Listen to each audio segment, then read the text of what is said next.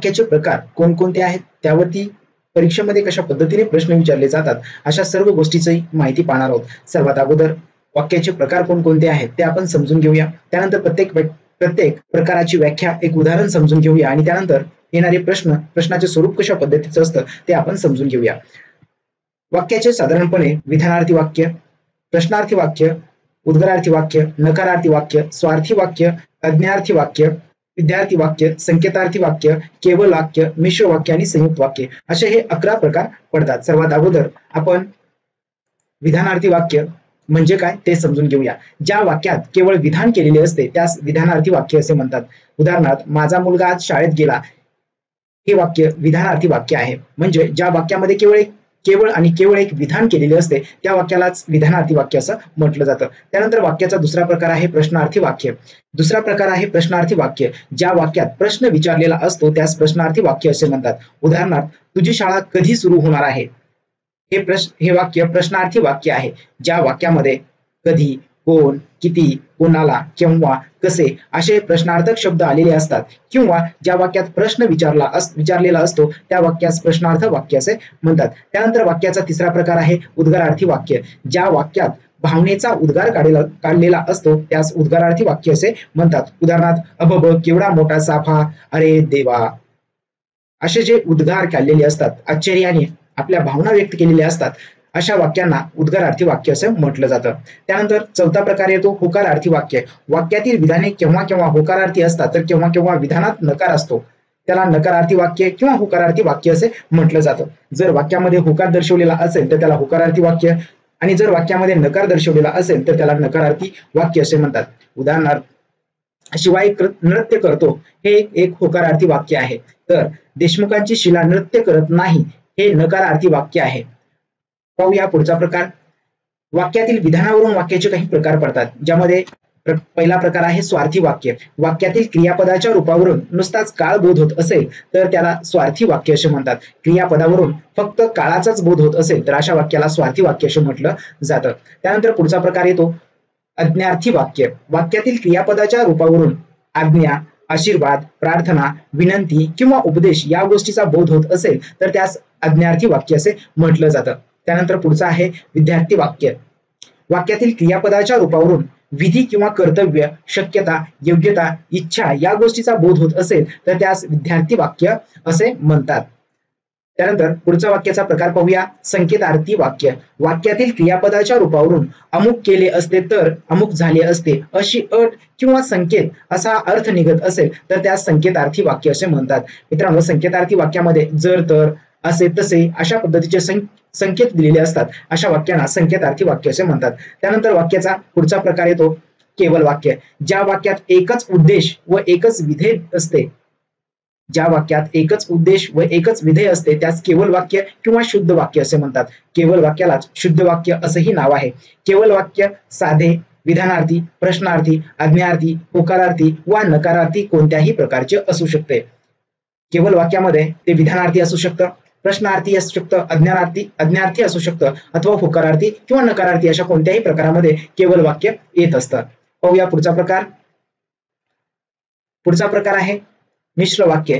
एक प्रधान वाक्य व एक किंवा अधिक गौण वाक्य उभयान्वी अवयवांनी जोडून ते एक संमिश्र वाक्य तयार केले जाते त्यालाच मिश्र वाक्य असे म्हणतात. जे गरजते ते बरसत नाही अशी ही दोन मिश्र वाक्याची उदाहरणे आहेत. यामधला शेवटचा प्रकार आहे तो आहे संयुक्त वाक्य. दोन किंवा अधिक केवळ वाक्य प्रधानत्व बोधक उभयान्वी अवयवांनी जोडलेली असतात.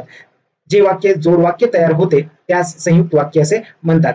दोन किंवा अधिक केवळ वाक्य उभयान्वी अवयवांनी जोडलेली असतात आणि हे एक जोड वाक्य असतं त्याला संयुक्त वाक्य असे म्हणतात. अशा पद्धतीने वाक्याचे हे वेगवेगळे प्रकार आहेत आणि त्याच्या व्याख्या आपण पाहिल्या. आता यानंतर आपण परीक्षेमध्ये कशा पद्धतीचे प्रश्न विचारले जातात, त्या प्रश्नाचे स्वरूप कसे असतं, अशा काही नमुन्या प्रश्नाचा आपण सराव करणार आहोत. त्यासाठी सर्वात अगोदर आपल्याला एक स्क्रीनवरती प्रश्न दाखवला जाईल. त्या प्रश्नाला अनुसरून आपल्याला 4 पर्याय दिले जातील आणि प्रश्न सोडवण्यासाठी आपल्याला 10 सेकंदाचा वेळ असेल. या 10 सेकंदामध्ये आपण आपलं उत्तर द्यायचं आहे. अशा पद्धतीने एक एक करत आपण हे सर्व प्रश्न सोडवणार आहोत. तेव्हा आपण तयार आहात हे प्रश्न सोडवायला? तर पाहूया पहिला प्रश्न.